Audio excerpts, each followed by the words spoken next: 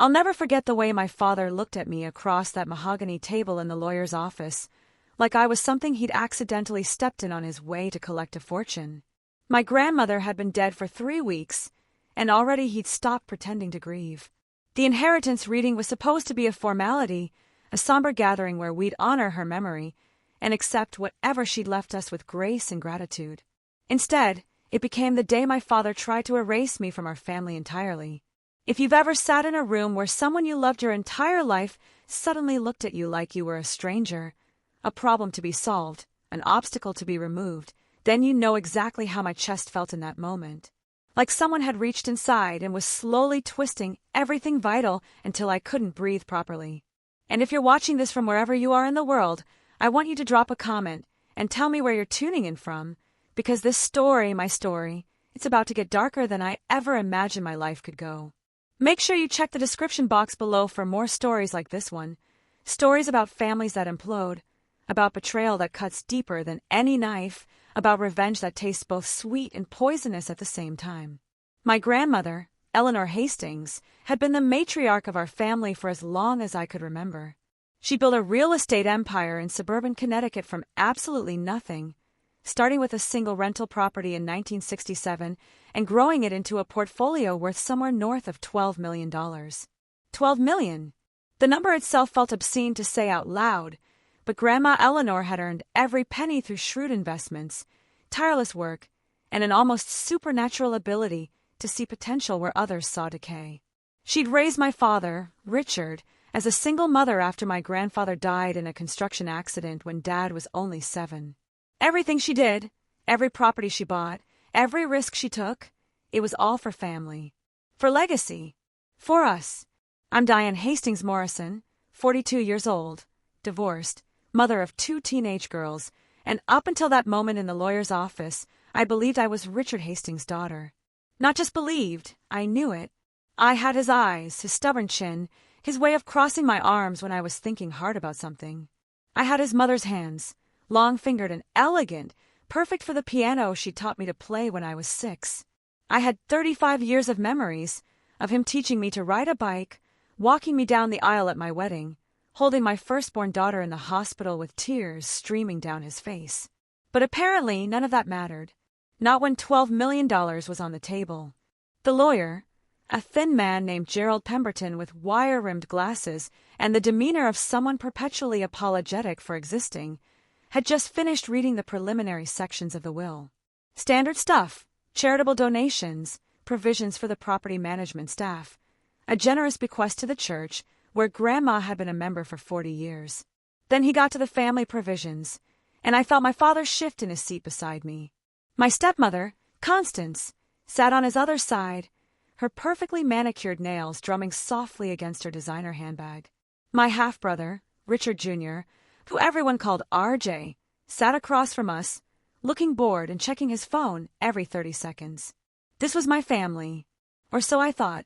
To my beloved granddaughter, Diane Elizabeth Hastings Morrison, Gerald read, his voice taking on the formal cadence of legal documents everywhere. I leave my home at 428 Maple Ridge Drive, along with the properties designated as the Brookfield portfolio, specifically the 8 residential units located in. Stop! My father's voice cut through the room like a blade. Just stop right there, Gerald. Gerald looked up, his expression confused. Mr. Hastings, I'm aware of what you're in the middle of. My father stood, and I noticed his hands were shaking slightly. With anger. With nervousness. I couldn't tell. But there's been a mistake. A significant mistake that needs to be addressed before we go any further. I felt my stomach drop. Dad? What are you talking about? He wouldn't look at me. After 35 years of being his daughter, of Sunday dinners and holiday traditions and late-night phone calls when my marriage was falling apart, he couldn't even meet my eyes. Diane isn't my biological daughter, he said, his voice flat, emotionless, like he was reading stock prices. She has no claim to this inheritance. Only true bloodline members of the Hastings family deserve any portion of my mother's estate. The room went completely silent. I could hear the clock on the wall ticking, could hear Constance's sharp intake of breath, could hear my own heartbeat thundering in my ears like a drum announcing execution. That's not. I started, but my voice came out as barely a whisper. I tried again, louder this time. That's not true. That's not possible. What are you even saying right now? RJ had looked up from his phone, his eyes wide with something that looked almost like excitement. Constance was staring at my father with an expression I couldn't quite read. Surprise? Or was it satisfaction? Had she known? Had they planned this together? Gerald cleared his throat uncomfortably. Mr. Hastings, these are serious allegations. Do you have any documentation to support this claim? Because Mrs. Hastings will very specifically names Diane as. My mother was elderly and confused in her final years, my father interrupted, and the dismissiveness in his voice when he spoke about Grandma Eleanor made something hot and furious ignite in my chest. She didn't know the truth. But I do. Diane's mother, my ex-wife Margaret, she was unfaithful. Diane isn't mine. She never was. My mother. He was dragging my mother into this. My mother, who had died of ovarian cancer when I was 19, who couldn't defend herself, who couldn't stand up and call him a liar. The cruelty of it, the calculated cruelty, took my breath away. You're lying, I said, and I was standing now too, my chair scraping back against the hardwood floor. I don't know why you're doing this, but you're lying. Mom never. She wouldn't have. Wouldn't she? Constance spoke for the first time, her voice syrupy, sweet, and poisonous. Margaret was always so friendly with the neighbors, wasn't she? Particularly that Martin fellow who used to live next door. What was his last name, Richard? Coleman? Cullens? Connolly, my father supplied, and the fact that he had a name ready, that this was clearly rehearsed, made me feel sick. Martin Connolly. He moved away shortly after you were born, Diane.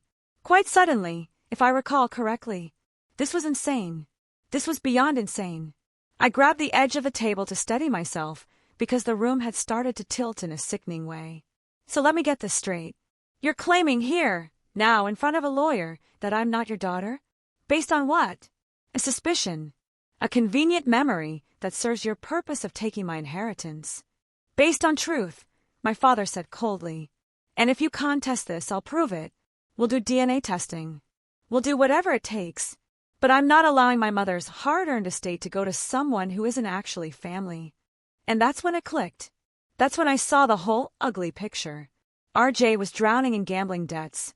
I'd heard whispers about it at Grandma's funeral. Constance had expensive tastes and a shopping addiction she'd never bothered to hide. And my father had always been the golden child, the one who expected everything to flow to him naturally, who'd been furious when Grandma had started talking about splitting things equally among her grandchildren years ago. They needed me gone. They needed all of it. And my father was willing to destroy me, to destroy my mother's memory, to rewrite 35 years of history to get it. Something shifted inside me in that moment. Something cold and hard and determined. I looked at my father, really looked at him, and saw a stranger wearing my dad's face. And I thought about Grandma Eleanor, about how she'd always told me to stand up for myself, to never let anyone make me small, to fight when fighting mattered. This mattered. Fine, I said quietly. Let's talk about DNA then. Let's talk about bloodlines and truth and family secrets. I picked up my purse, my hand surprisingly steady now. But before we go down that road, Dad, I need you to be absolutely certain. I need you to be sure you want to make this about DNA and biology and proving who belongs to whom. He met my eyes finally, and there was nothing in them but cold calculation. I'm certain. 100% certain. Are you absolutely certain you want to make this about DNA?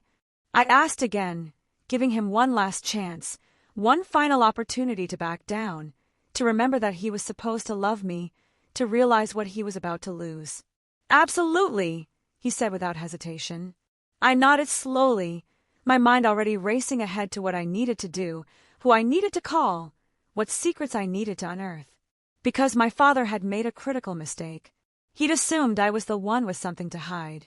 He'd assumed his own closet was clean. He was wrong. Okay then, I said softly. Let's see whose world shatters when we start looking at DNA. And I walked out of that office, leaving them all sitting there, leaving Gerald Pemberton looking utterly bewildered, leaving my father looking triumphant and my stepmother looking satisfied and RJ looking like he'd already mentally spent his portion of $12 million. They had no idea what was coming. But I did. Because 23 years ago, when I was 19 and home from college for the summer, I'd found something in my father's study. Something I'd tucked away in my memory. Something I'd never quite forgotten but never quite understood the significance of either. Until now, I didn't go home after I left the lawyer's office. Couldn't face my empty house. Couldn't face my daughter's questions about why Grandma's inheritance reading had sent me home in the middle of the day looking like I'd been hit by a truck. Instead, I drove to the only place that had ever really felt safe, the old Hastings house on Maple Ridge Drive, the one Grandma Eleanor had left to me in her will, the one my father was now trying to steal along with everything else.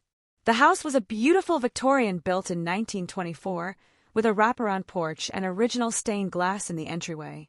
Grandma had lived there for 53 years, had raised my father there, had hosted every holiday dinner and birthday party and family gathering there. Walking through the front door felt like stepping into a memory, into a time when family meant something other than betrayal and greed. I stood in the foyer for a long moment, breathing in the faint scent of Grandma's lavender sachets, listening to the familiar creak of the floorboards, feeling the weight of everything pressing down on my shoulders. My phone had been buzzing nonstop since I left Gerald's office. Text messages from my father, from Constance, even one from RJ that just said, "Sorry, Dee, but business is business." I'd ignored them all. If you've ever been in that position, where your family turns on you for money, where people you trusted your whole life suddenly reveal themselves to be strangers motivated by nothing but greed, hit that subscribe button, because you're going to want to see how this plays out. And check the description box below for more stories about families that self-destruct, because apparently mine isn't the only one. I made my way upstairs to what had been Grandma's bedroom, the master suite with its four-poster bed and antique dresser and the window seat where she used to sit and read in the afternoons. Her things were still here, her hairbrush on the vanity, her reading glasses on the nightstand, her cardigan draped over the chair. The estate clean-out hadn't happened yet. Everything was frozen in time, waiting for decisions about what to keep and what to donate and what to throw away. But I wasn't here for Grandma's things. Not directly, anyway. I was here because of something I'd remembered about that summer when I was 19, home from my sophomore year at UConn, helping Grandma organize her financial records. She'd been getting older then, starting to think about estate planning and making sure everything was in order. My father had been too busy with his own career to help, and RJ was only 12 at the time, so the job had fallen to me. We'd spent weeks going through boxes of documents, organizing decades of property deeds and tax returns and investment statements. And one afternoon, when Grandma had gone downstairs to make us lunch, I'd found a locked metal file box pushed to the back of her closet. Being 19 and curious, and not particularly respectful of boundaries, I'd searched for the key until I found it taped to the underside of a drawer, and I'd opened the box. Inside had been documents that hadn't made sense to me then. Letters, legal papers, hospital records, and photographs, old ones, from the 1960s and 70s, faded and yellowed with age. I'd flipped through them quickly, feeling guilty for snooping, and I'd seen pictures of people I didn't recognize, places I didn't know. But there had been one photograph that had caught my attention, one that had seemed strange enough that it lodged itself in my memory and stayed there for 23 years. It was a photo of my father, maybe 7 or 8 years old, sitting on a man's lap. A man who wasn't my grandfather. My grandfather, Thomas Hastings, had died when my father was 7, and I'd seen hundreds of pictures of him, a stocky man with dark hair and a thick mustache. This man was different, tall and thin with light hair and sharp features. And written on the back in Grandma's handwriting was a single word, David. I'd asked Grandma about it when she came back upstairs, casually, just mentioning I'd found some old photos. Her reaction had been immediate and intense. She'd taken the box from me, closed it, locked it, and told me in a voice that allowed no argument that those were private papers, not for me to look at, and I was never to go through them again. Then she'd hidden the box somewhere else, and we'd never spoken of it again. But I'd never forgotten the name David, or the way my father looked sitting on that man's lap, comfortable, familiar, like he'd sat there 1,000 times before. Never forgotten the strange intensity of Grandma's reaction, so unlike her usual gentle nature. Now, standing in her bedroom with my father's betrayal still burning in my chest, that memory felt significant, felt like the beginning of a thread I could pull. I started in her closet, moving clothes in boxes, checking behind the hanging organizers and under the built-in drawers. Nothing. I moved to her dresser, pulling out each drawer completely, checking for hidden compartments or anything taped underneath. Still nothing. The metal box wasn't here anymore. Maybe she destroyed it. Maybe she'd moved it somewhere else entirely. I was about to give up, about to admit that I was grasping at straws and hoping for miracles, when I remembered something else. Grandma had been paranoid about fires in her later years, kept talking about making sure important documents were protected. She'd had a small safe installed in her closet about 5 years ago, disguised behind a false panel in the wall. I found it exactly where I remembered, hidden behind a section of wood paneling that looked like part of the wall but swung open on hidden hinges. The safe was a digital one, requiring a code. I tried her birthday. Nothing. I tried my father's birthday. Nothing. I tried my birthday, and the safe beeped and clicked open. Inside were the expected things: jewelry, some cash, more recent financial documents. And at the bottom, wrapped in an old pillowcase, was the metal file box from 23 years ago. My hands were shaking as I pulled it out, carried it to the bed, and opened it. The same documents were inside, older now, more fragile. The photographs were there too, and I spread them across the bedspread, my heart pounding. There were dozens of pictures of a man named David with my father. At the park, at what looked like a birthday party. At the beach. Casual, intimate family photos spanning several years. And then I found letters, bundles of them tied with string, addressed to Eleanor Hastings from David Mitchell. David Mitchell. I repeated the name in my mind, committing it to memory. The letters were love letters. Beautiful, heartbreaking love letters written in the late 1960s and early 1970s. David writing to Eleanor about how much he missed her, how he thought about her and our boy constantly, how he wished things could be different, how he sent money when he could to help support them. Our boy. Not your boy. Our boy. I felt like the floor had dropped out from underneath me.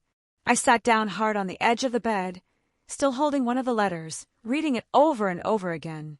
My dearest Eleanor, it said in neat handwriting, dated July 1969. I got your letter about Richard's birthday party. It breaks my heart that I couldn't be there to see him turn 7. I hope he liked the baseball glove I sent. Please tell him it's from his Uncle David. I know we agree that's safest, but God, how I wish I could tell him the truth. How I wish I could be his father in more than just blood. Give him a hug from me. All my love, David. Uncle David. The uncle I'd never met, never even heard of. The uncle who was actually my father's father. My grandfather, Thomas Hastings, hadn't been my father's biological father at all. Thomas had died when my father was 7, and apparently David, the real father, had never been able to claim him publicly. Why? Was David married to someone else? Was there some scandal that forced them to hide the truth?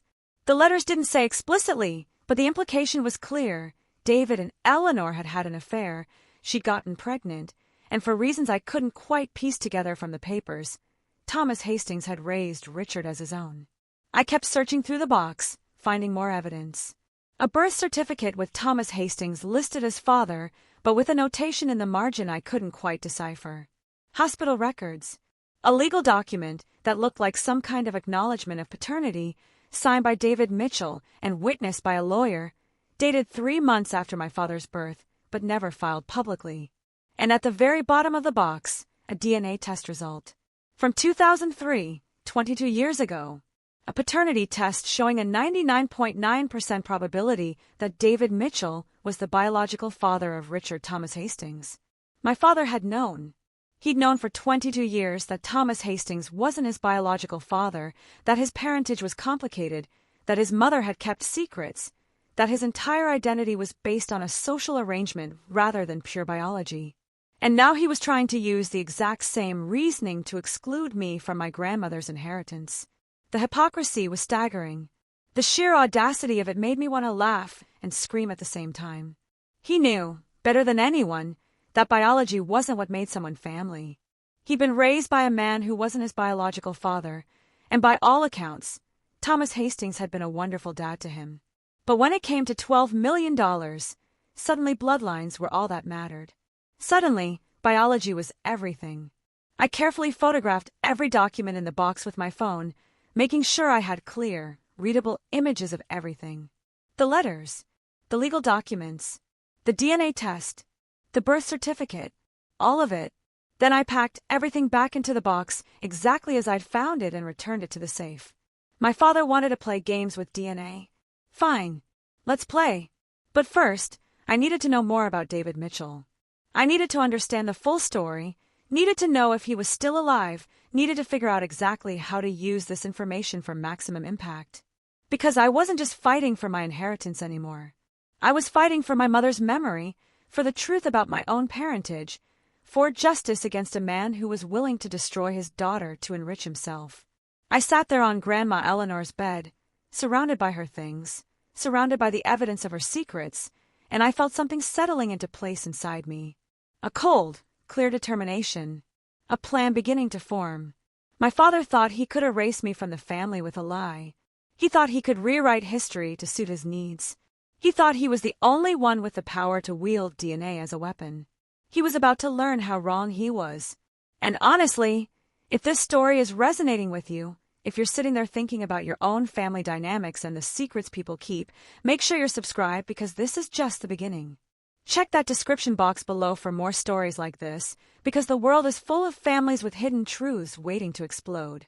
The next morning, I woke up in Grandma Eleanor's house with a sense of purpose I hadn't felt in years. Maybe decades. I'd spent the night there, unable to face going home, and I'd barely slept. Instead, I'd lain awake in the guest room, staring at the ceiling, thinking through every angle of what I discovered, planning my next moves like a chess game where the stakes were everything that mattered. First priority, find David Mitchell. Figure out if he was still alive, and if so, track him down. The letters were from the early 1970s, which meant if David had been in his 20s or 30s then, he'd be in his 70s or 80s now. Old, but possibly still alive.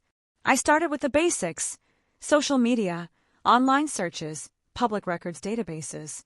David Mitchell was unfortunately not an uncommon name, and I spent hours sorting through Facebook profiles and LinkedIn pages and obituaries, trying to find the right one. I knew he'd lived in Connecticut at one point, based on the postmarks on the letters, but that was about all I had to go on. Around noon, I hit pay dirt. I found a David Arthur Mitchell, age 79, living in a retirement community in Vermont. The age was about right. The location was plausible, close enough to Connecticut that he could have maintained some connection to the area.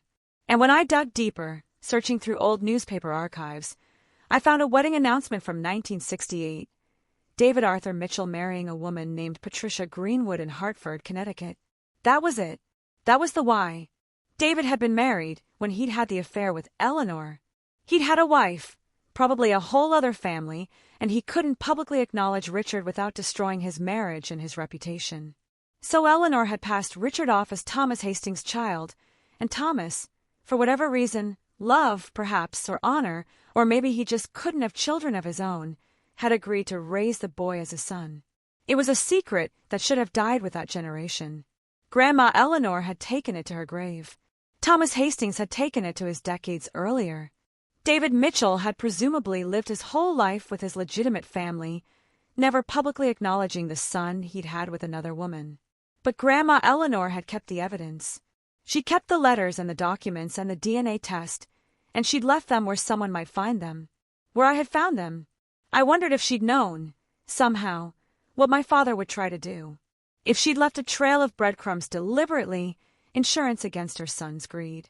It seemed like the kind of thing she would do. She'd always been strategic, always thinking 3 steps ahead, always protecting the people she loved. I picked up my phone and called the retirement community in Vermont.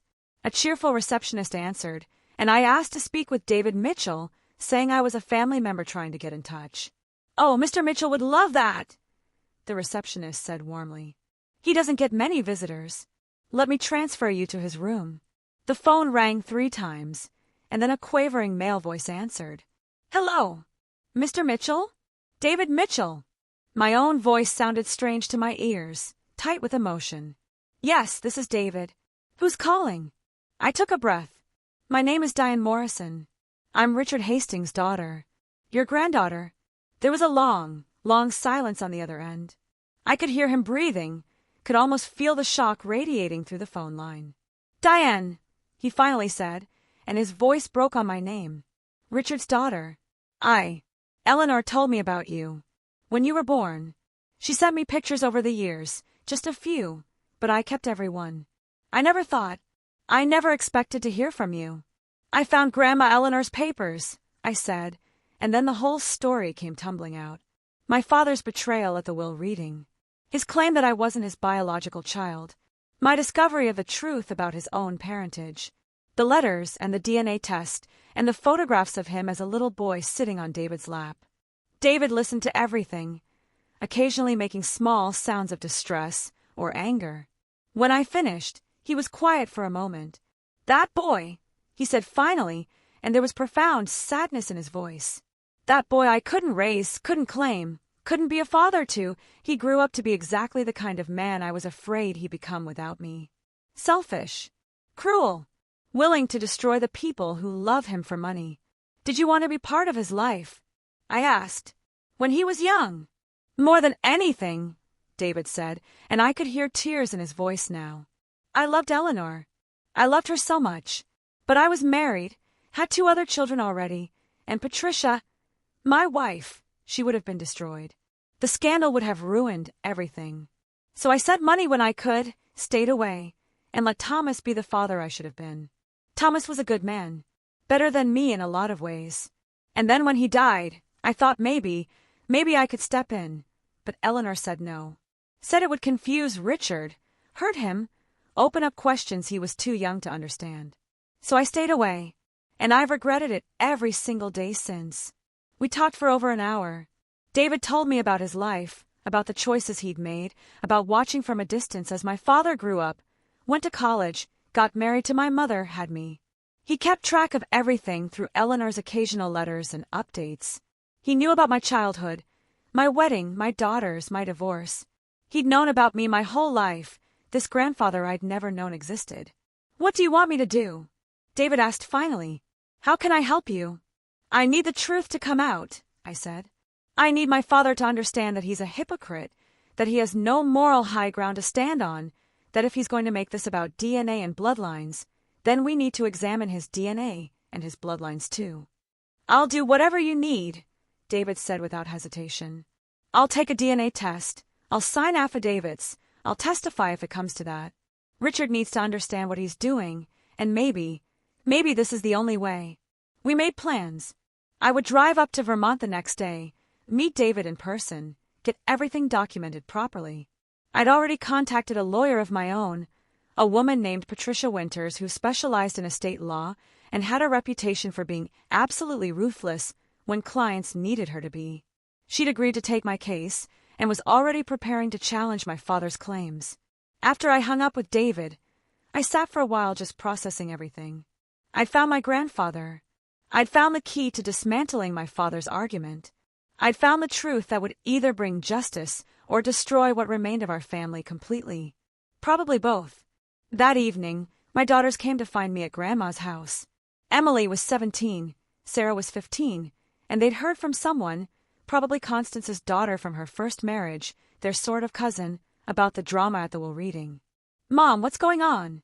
Emily asked, and I could see the worry in her eyes. "Chelsea said Grandpa Richard is saying you're not really his daughter? That doesn't make sense. That's crazy." I looked at my girls, these beautiful young women I'd raised, and I made a decision. They were old enough to know the truth, old enough to understand what was happening and why. So I told them everything. About my father's betrayal, about Grandma Eleanor's secret, about David Mitchell and the grandfather they'd never known they had. I showed them the photographs, let them read some of the letters, explained the DNA test results. Sarah started crying halfway through. Emily got angry, her hands clenching into fists. "So Grandpa is a hypocrite," Emily said flatly. "He's trying to cut you out for not being his biological daughter, but he's not even Grandma Eleanor's husband's biological son? That's insane. That's evil," Sarah supplied, wiping her eyes. "That's evil. It's complicated," I said, though honestly they weren't wrong. Family is complicated, but yes, what he's doing is wrong. And I'm going to fight it. I'm going to fight for the inheritance Grandma Eleanor wanted me to have. But more than that, I'm going to fight for the truth. For your grandmother Margaret's memory. For my right to be recognized as his daughter, because biology isn't everything. He should know that better than anyone. What are you going to do? Emily asked. I smiled, and it wasn't a particularly nice smile. I'm going to give him exactly what he asked for. He wanted this to be about DNA. Fine.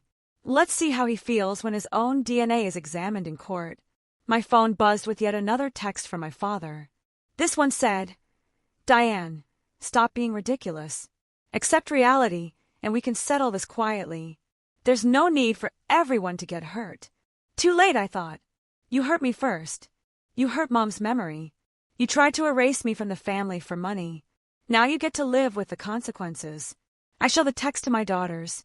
Don't answer him, Emily advised. Let him sweat. Smart girl. I'd raised her well. 2 weeks later, we were all back in a conference room, but this time it wasn't Gerald Pemberton's tasteful lawyer's office. This time it was Patricia Winter's domain. A sleek high-rise office with floor-to-ceiling windows overlooking Hartford, and the power dynamic had shifted entirely. My father sat across from me with his lawyer, a nervous-looking man named Bradley Chun who kept shuffling papers and glancing at his client with barely concealed concern. Constance was there too, looking significantly less confident than she had at the first meeting. RJ had apparently decided this wasn't worth his time and hadn't shown up. Next to me sat Patricia, perfectly composed in a charcoal suit, her silver hair cut in a sharp bob, her expression pleasant but predatory. She had the look of someone who'd been doing this for 30 years and had long ago stopped being impressed by people's worst behavior. And next to her, in a wheelchair because the trip had been hard on his aging body, was David Arthur Mitchell. My grandfather. My father's biological father. The ghost in the machine, the secret that was about to blow up the entire Hastings family mythology. My father had gone completely white when David had wheeled into the room. I'd watched the recognition dawn, watched him understand exactly what was happening, watched his carefully constructed strategy crumble in real time. Hello, Richard, David said quietly. It's been a very long time. My father couldn't seem to find words. His mouth opened and closed soundlessly. Constance looked between them, confused and clearly starting to understand that something had gone very, very wrong with their plan. Patricia didn't waste time on pleasantries. Let's get down to business, she said crisply, opening a thick folder in front of her. Mr. Richard Hastings has claimed that my client, Miss Diane Morrison, is not his biological daughter and therefore has no right to inherit from Eleanor Hastings' estate. He's demanded DNA testing to prove his claims. We're here today because we're going to discuss DNA testing, but not quite in the way Mr. Hastings anticipated. She pulled out the first document, sliding it across the table to Bradley Chen. This is a paternity test from 2003, conducted by Accugene Laboratories, showing with 99.9% certainty that David Arthur Mitchell is the biological father of Richard Thomas Hastings. Not Thomas Hastings, deceased in 1974, but David Mitchell, very much alive and sitting in this room. My father finally found his voice. That's private. That's not relevant to. Oh, it's extremely relevant.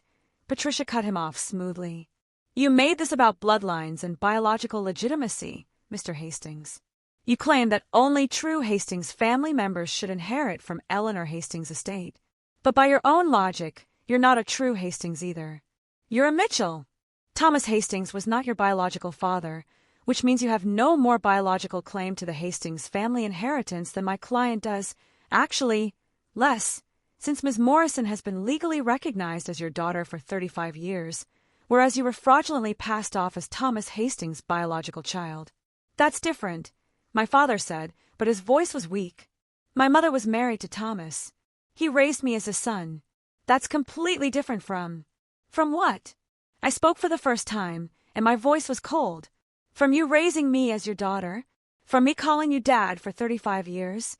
From you walking me down the aisle at my wedding and holding my children when they were born? How is it different, Dad? Explain to me exactly how your situation with Thomas Hastings is different from my situation with you. He had no answer. He just sat there, looking between me and David, his face a mask of shock and something that might have been shame if he were capable of feeling it. David cleared his throat. Richard, I know this is difficult. I know finding out like this, after all these years, is painful. But your mother and I did what we thought was best at the time. Thomas loved you. He chose to raise you as his son, knowing the truth. He was your father in every way that mattered, just like you've been Diane's father in every way that mattered, until you decided money was more important than 35 years of being her dad. I didn't decide. My father started, but David held up a trembling hand. Yes, you did. You decided the moment you stood up in that lawyer's office and tried to erase your daughter from the family. You decided when you dragged her dead mother's name through the mud with lies about infidelity. You decided when you chose $12 million over your own child. Constance finally spoke up, her voice shrill. This is absurd. Richard's parentage has nothing to do with Diane's legitimacy. We have every right to contest. Actually, you don't, Patricia interrupted, pulling out another document. Because I've done some digging into your background as well, Mrs. Hastings. Did you know your husband has been systematically draining Eleanor Hastings' estate for the past 5 years?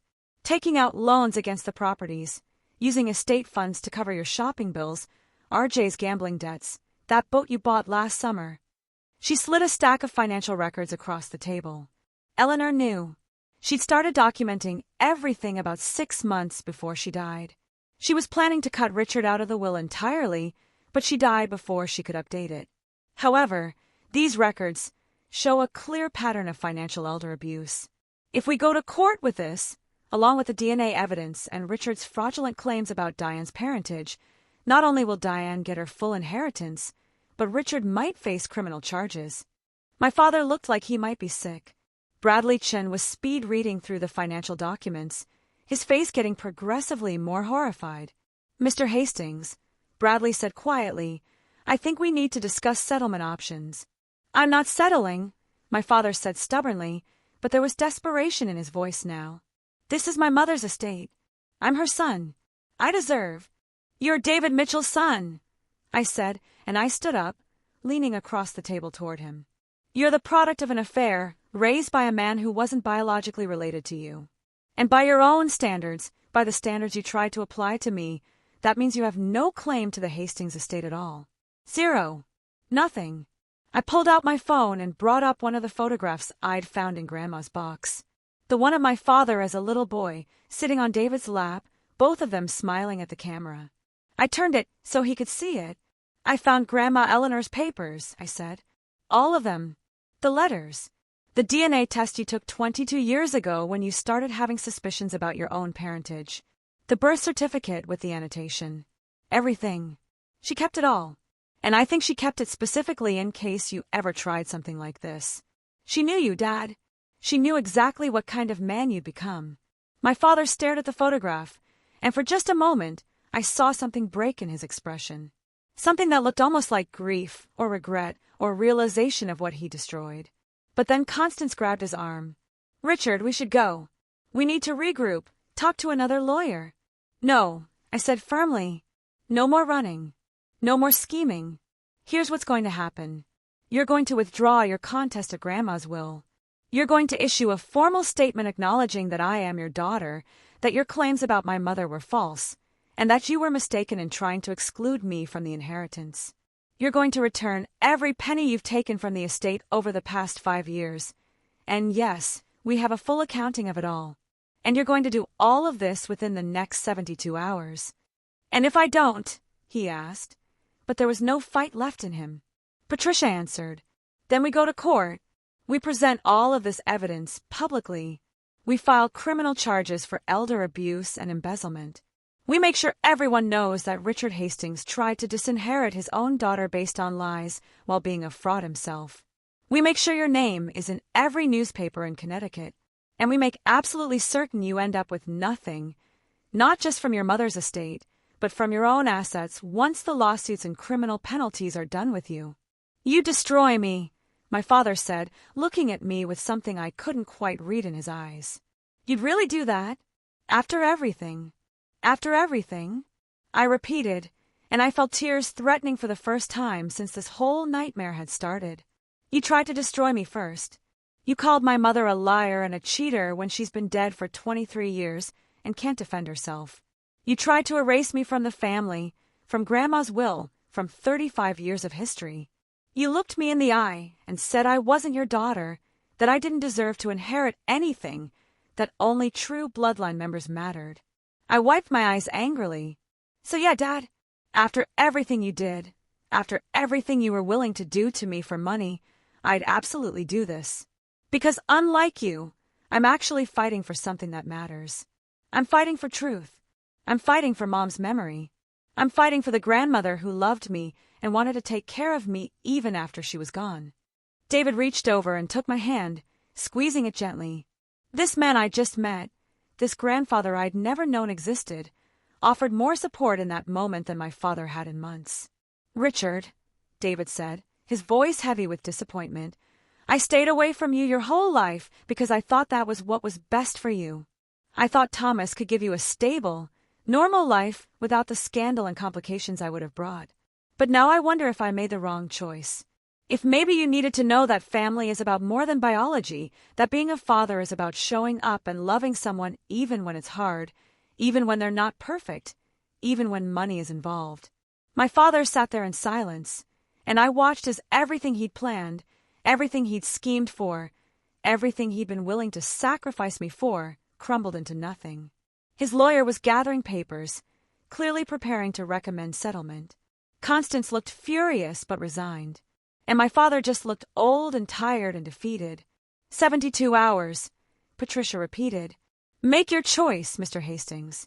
Do the right thing for once in your life, or face the consequences. We left them there in that conference room, and I walked out feeling lighter than I had in weeks. David rolled beside me in his wheelchair, and Patricia walked on my other side, and we made our way to the elevator in silence. It wasn't until we were in Patricia's car, heading back to her office, that I finally broke down and cried. Big, ugly, cathartic sobs that shook my whole body. David reached over from his wheelchair seat in the modified van and held my hand, and Patricia just drove quietly, giving me space to fall apart. I thought I wanted revenge, I said when I could finally speak again. I thought I wanted to destroy him the way he tried to destroy me. But now I just feel empty, sad, like I've lost something I can never get back. You have, David said gently. You've lost the father you thought you had, the one who would never hurt you, who would always protect you, who loved you unconditionally. That man, the one you believed in for 35 years, he's gone. Maybe he never really existed the way you thought he did. But you gained something too, Patricia added, glancing at me in the rearview mirror. You gained the truth. You gained self-respect. You gained the knowledge that you didn't just roll over when someone tried to victimize you. And you gained a grandfather who, by the way, has been telling me all about how proud he is of you. David smiled at that, his eyes crinkling. It's true. I spent 35 years watching you from a distance, seeing the woman you became through Eleanor's updates. You're strong, Diane. Stronger than Richard ever was. You're like your grandmother. You fight for what's right, not just for what benefits you. The 72 hours came and went. On the third day, at 4:47 p.m., Bradley Chin sent over the settlement agreement. My father had agreed to everything. He'd withdrawn his contest of the will. He'd signed a statement acknowledging me as his daughter and retracting his claims about my mother.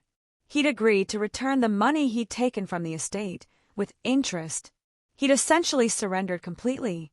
There was no apology, no personal note, no attempt to explain or make amends. Just legal documents with his signature, the bare minimum required to avoid criminal prosecution and public humiliation. I sat in Grandma Eleanor's house, my house now officially, and read through the settlement papers with Patricia on speakerphone, and I felt nothing. No triumph, no satisfaction, just a hollow kind of relief that it was over. He's going to have to sell his house, Patricia told me, to pay back what he took from the estate, plus legal fees. He's essentially broke. Constance is furious, apparently. RJ is moving back in with them because his own apartment was being paid for with estate money. It's a complete disaster for them financially. Good, I said, and I meant it. Not because I wanted them to suffer, exactly, but because there had to be consequences. There had to be some balance to the universe where you couldn't just try to destroy people for money and walk away unscathed. Over the next few months, things settled into a new normal.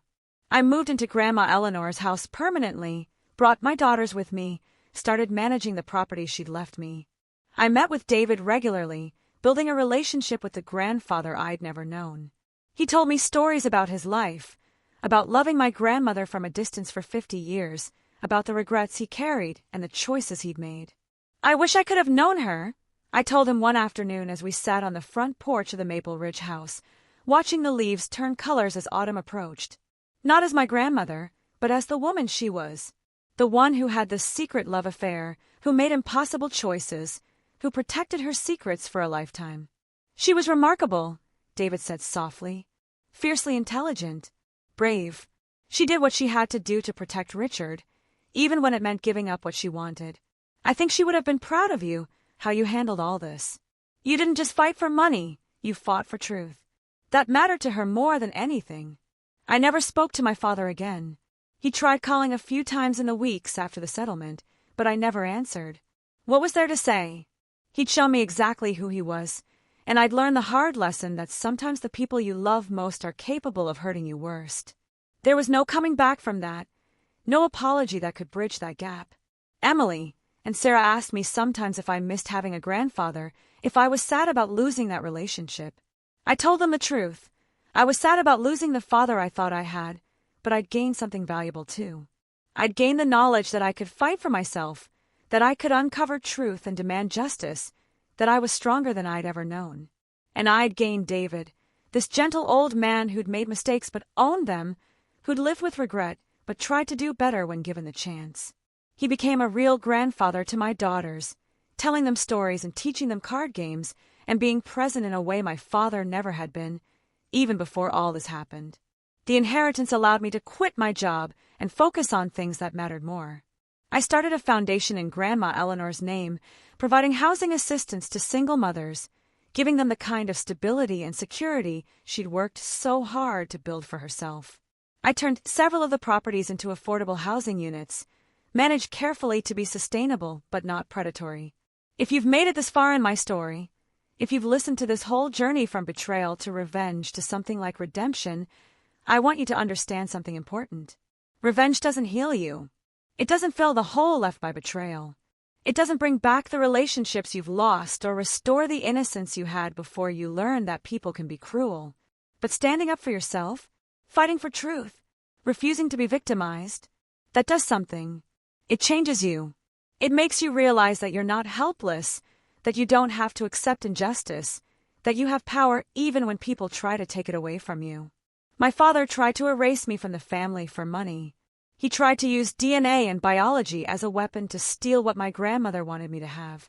But in doing so, he revealed his own secrets, his own hypocrisies, his own weakness.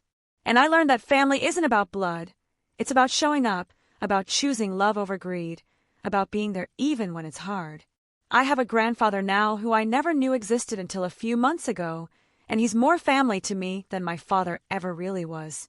I have my daughters, who watch me fight and learned that women don't have to accept being victimized. I have my grandmother's legacy, both the money and the lesson about standing up for yourself.